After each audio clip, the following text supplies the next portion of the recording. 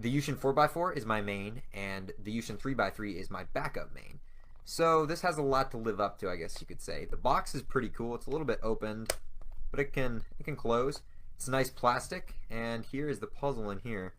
Looks pretty dirty, like it's got a bunch of stuff on it, but that's not too big of a deal. Let's go ahead and take it out. Wow. The cube itself is really light. Wants to move around a bit. Actually has more of a motion. Holy cow!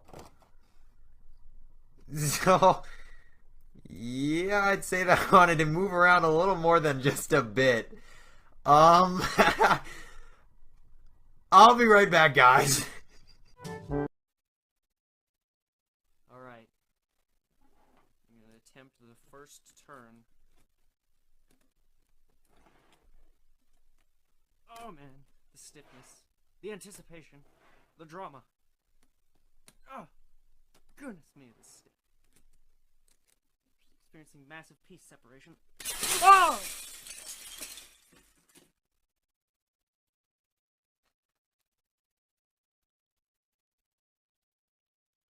Nope.